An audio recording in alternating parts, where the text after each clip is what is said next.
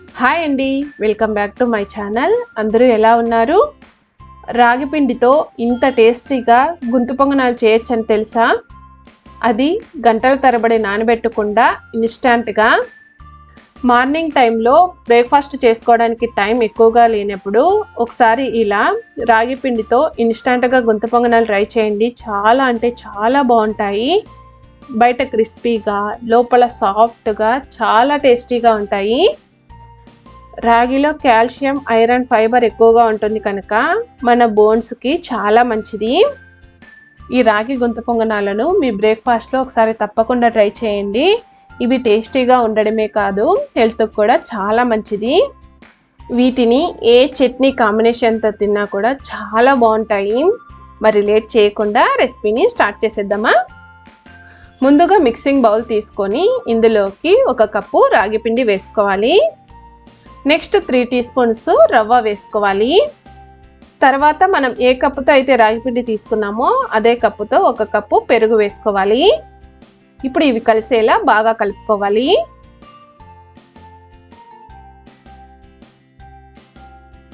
ఇలా కలుపుకున్న తర్వాత ఇప్పుడు ఇందులోకి కొన్ని నీళ్లు వేసుకుంటూ బాగా కలుపుకోవాలి. ఉండలు ఏమీ లేకోకుండా జాగ్రత్తగా కలుపుకోవాలి. దాదాపు 1/4 కప్పు వరకు నీళ్లు వేసుకోవాలి.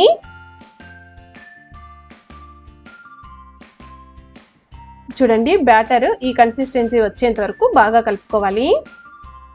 ఇప్పుడు ఇందులోకి రుచికి సరిపడ ఉప్పు, చిటికెడు వంట సోడా వేసుకోవాలి. ఇప్పుడు మరొకసారి అంతా బాగా కలుపుకోవాలి.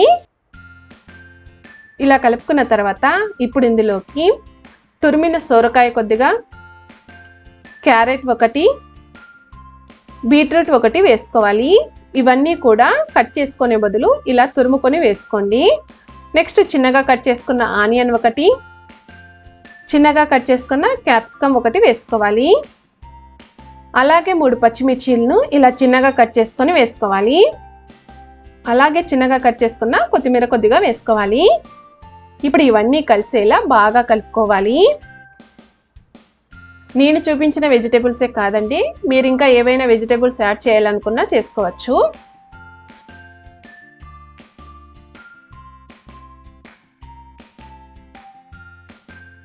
ఇలా అంతా బాగా కలుపుకున్న తర్వాత వీటిని పక్కన పెట్టుకోవాలి. నెక్స్ట్ పోపును రెడీ చేసుకోవడానికి స్టవ్ మీద ప్యాన్ పెట్టుకొని ఇందులోకి 2 టీ స్పూన్స్ ఆయిల్ వేసుకోవాలి.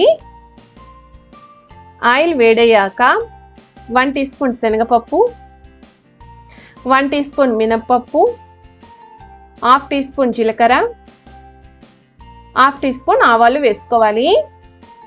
ఇప్పుడు వీటన్నిటిని బాగా ఫ్రై చేసుకోవాలి.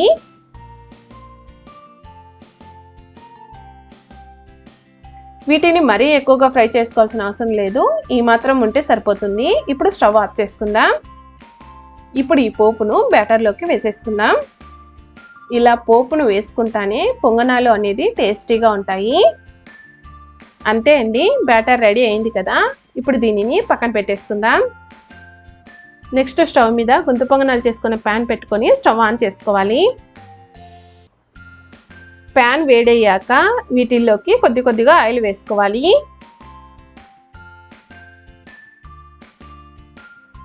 ఆయిల్ వేసుకున్నాక ఇలా బ్రష్తో అనుకోవాలి. ఇలా ఆయిల్ వేసుకుంటేనే పొంగనాలు ప్యాన్ కతుక్కోకుండా ఈజీగా వస్తాయి. ఇప్పుడు వీటిల్లోకి కొద్దిగా తెల్ల నువ్వులు వేసుకోవాలి. ఇలా నువ్వులు వేసుకోవడం వల్ల పొంగనాలు అనేది చూడడానికి చాలా బాగుంటాయి.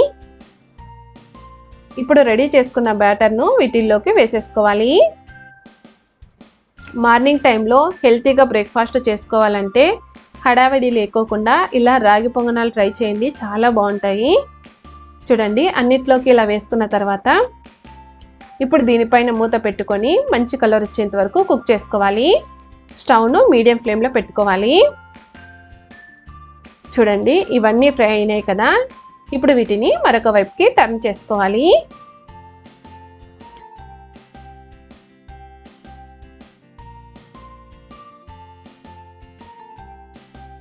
టర్న్ చేసిన తర్వాత కూడా ఒక 3 మినిట్స్ పాటు కుక్ చేసుకోవాలి.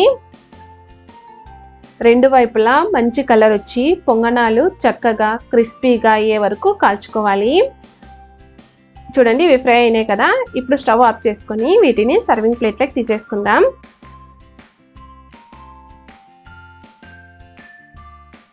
సూపర్ టేస్టీ రాగి గుంత పొంగనాలు రెడీ. వీటిని ఏ చట్నీ కాంబినేషన్తో తిన్నా కూడా చాలా బాగుంటాయి. ఒక్కసారి చేస్తే మళ్ళీ మళ్ళీ చేసుకోవాలనిపించేంత టేస్టీగా ఉంటాయి.